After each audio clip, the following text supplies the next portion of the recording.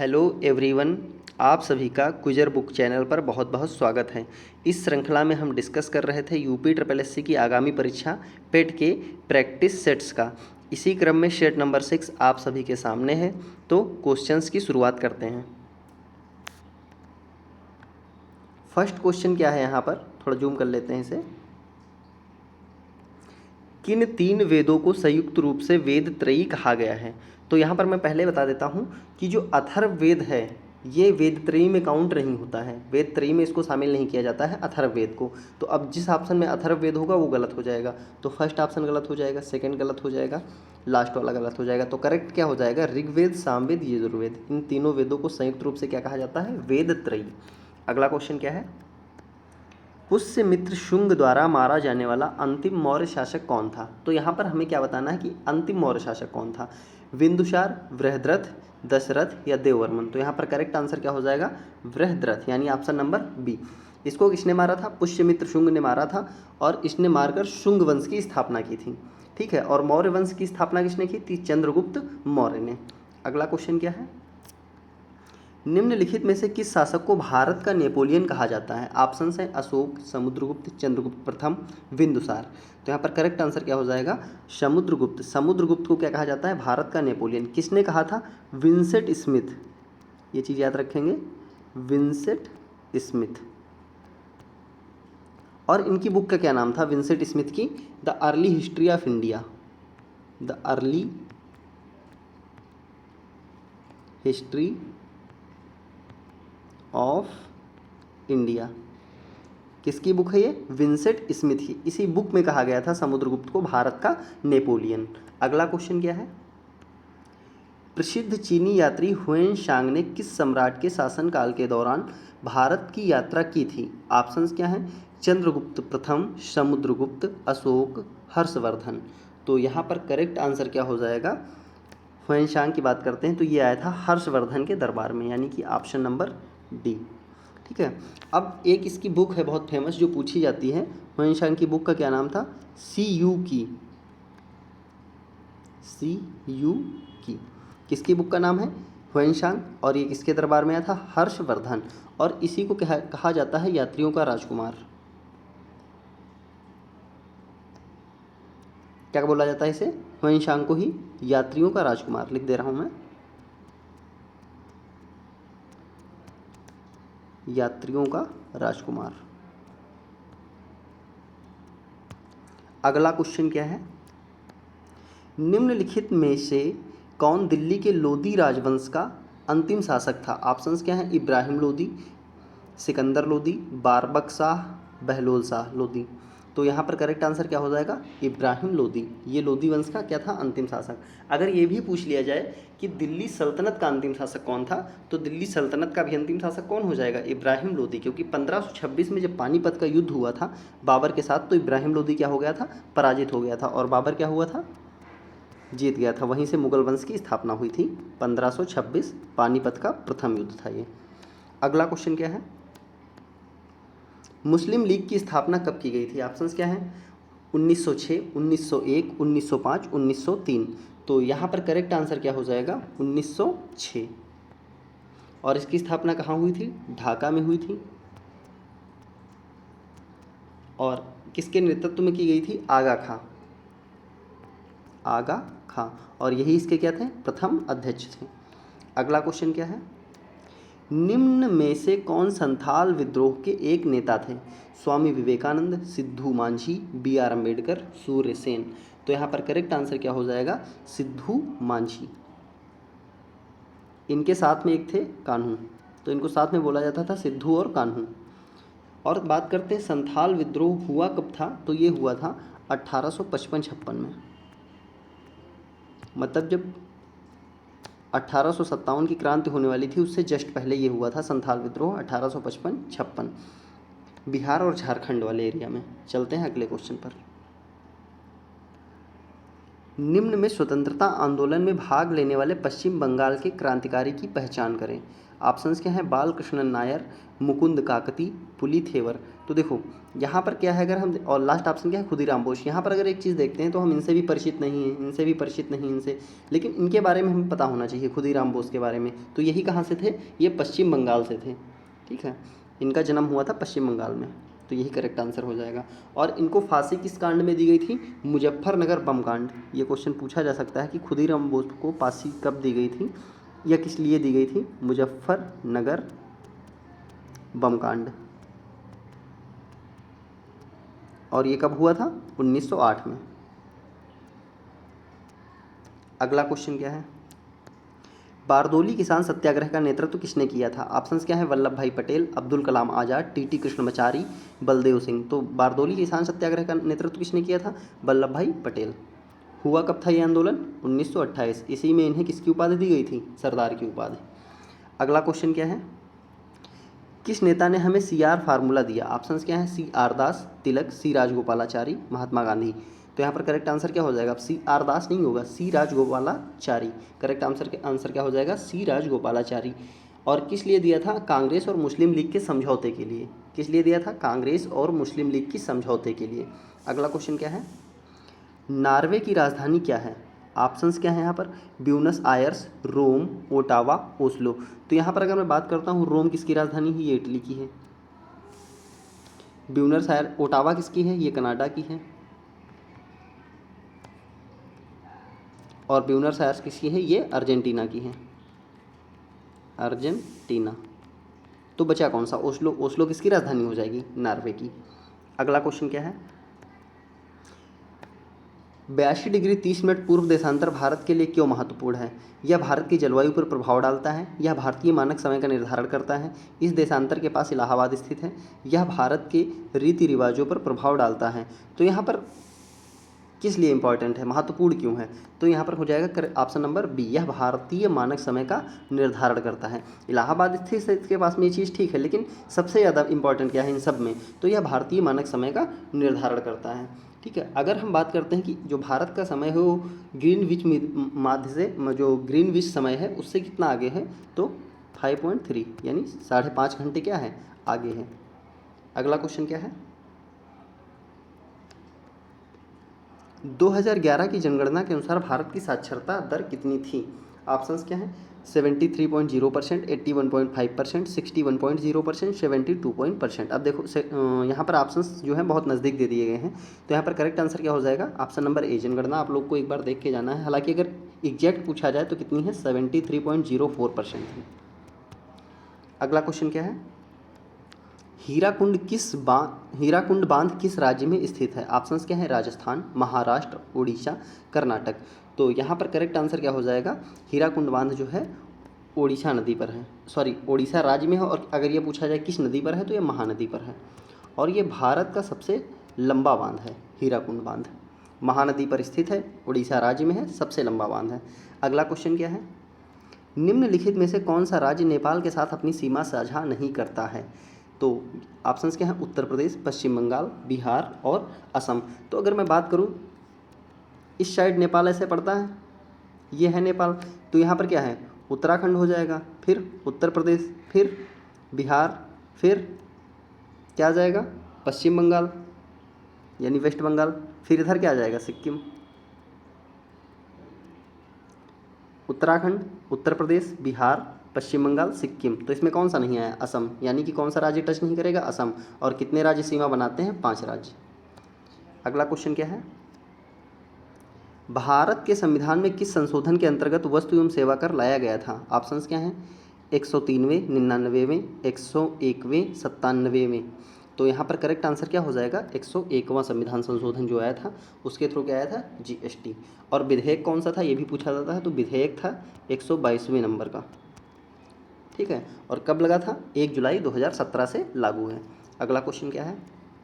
1 रुपये के नोट पर किसके हस्ताक्षर होते हैं? ये क्वेश्चन भी बहुत बार पूछा गया है।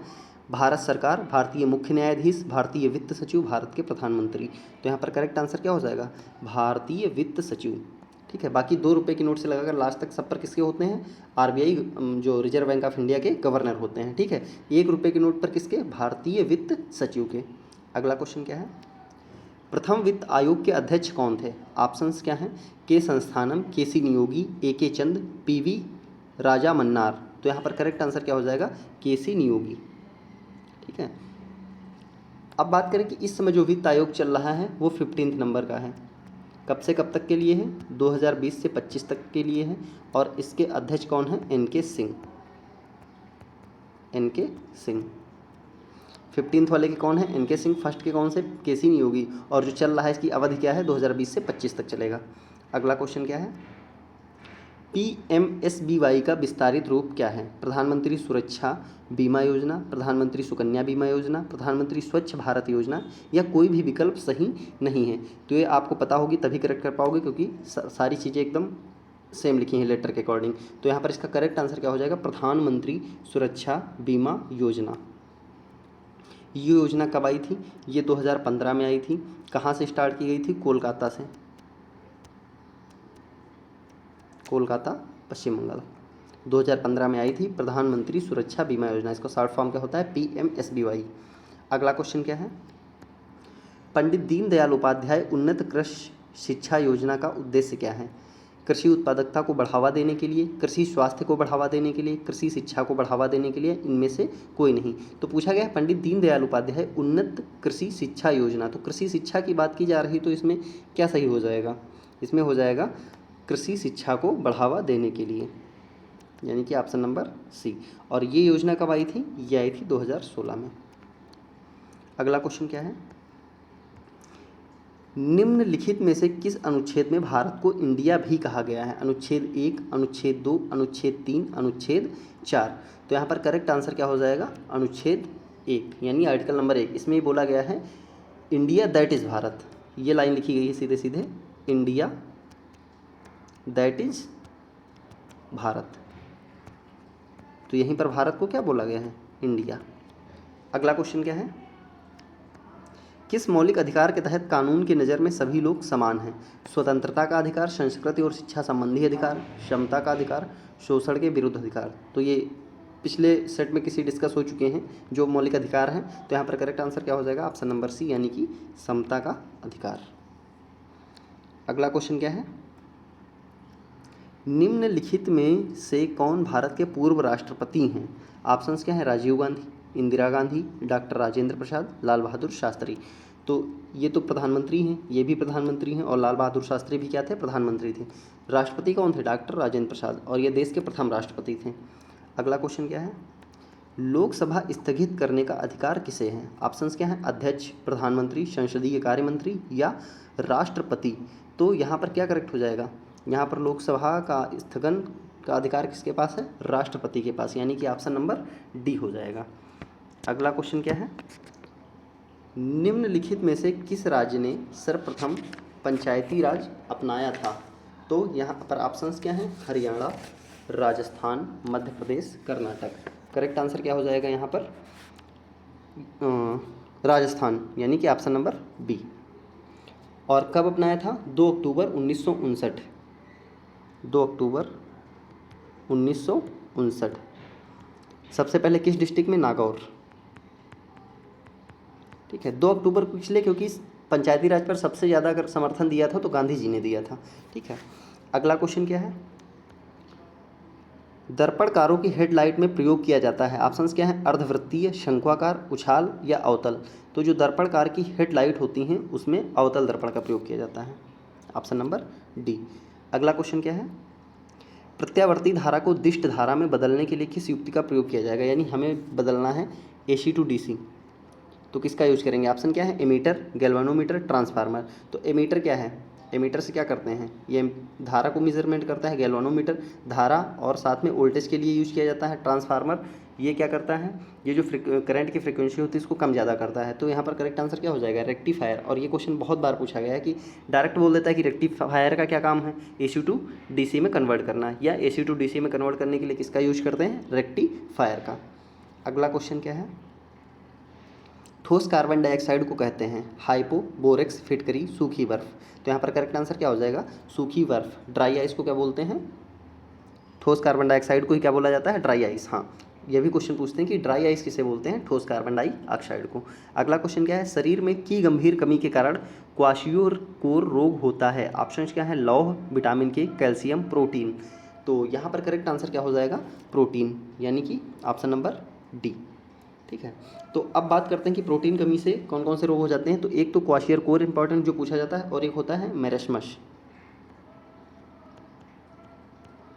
एक ये रोग पूछा जाता है जो कि किसकी कमी से होता है? प्रोटीन की कमी से। अगला क्वेश्चन क्या है? निम्नलिखित में से कौन सा मांसाहारी पादप है? ऑप्शंस क्या है? Venus fly trap, quaking aspen, red maple, peony. तो यहाँ पर करेक्ट आंसर क्या हो जाएगा? Venus fly trap. ये क्या करता है? जो अगर कोई कीड़ा मकोड़ा इसकी पंखुड़ी पर बैठता है तो ये उसको खा लेता है। ठीक है, तो ये क्वेश्चन पूछा जाता है कि ये किस लिए खाता है। तो वहाँ पर एक ऑप्शन ये भी रहता है कि अपने भोजन के लिए, और एक होता है नाइट्रोजन की कमी के लिए, नाइट्रोजन की कमी को पूरा करने के लिए। तो वहाँ पर भोजन वाला ऑप्शन कभी मत चूज करना, ये हमेशा किस लिए करता है? नाइट्रोजन की कमी को पूरा करने के लिए, कमी को पूरा करने के लिए। ठीक, अगला क्वेश्चन क्या है?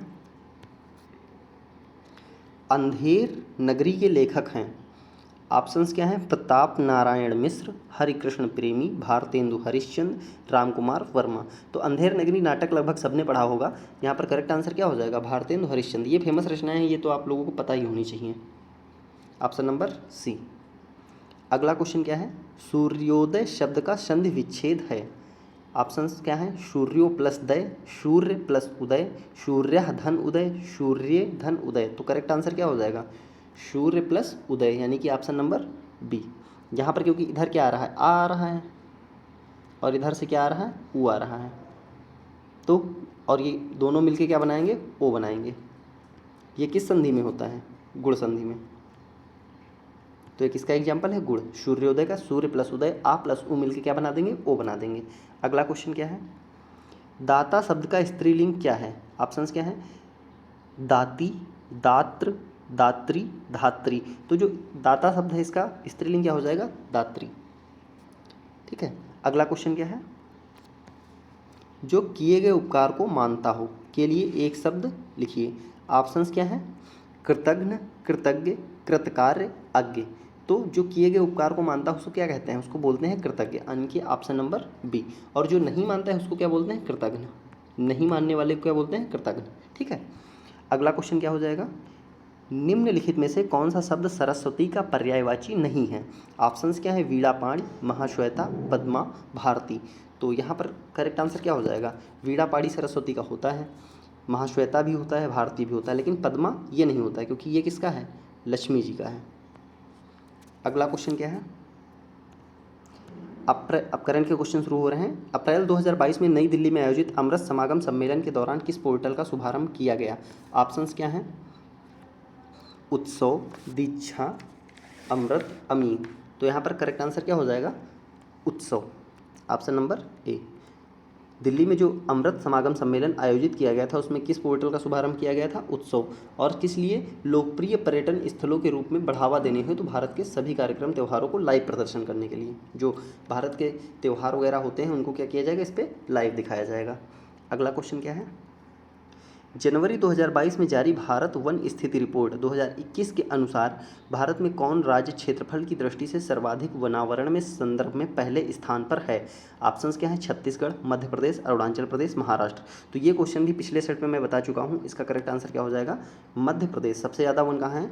वनावरण कहाँ पर है? मध्य प्रदेश। और अगर प्रतिशतता में पूछ लिया जाएगा तो प्रतिशतता में कहाँ है? परसेंटेज में मिजोरम।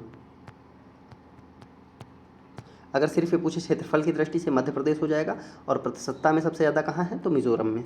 अगला क्वेश्चन क्या है? 1 से 4 अप्रैल 2022 के मध्य तत्कालीन राष्ट्रपति रामनाथ कोविंद किस देश की राजकीय यात्रा पर रहे?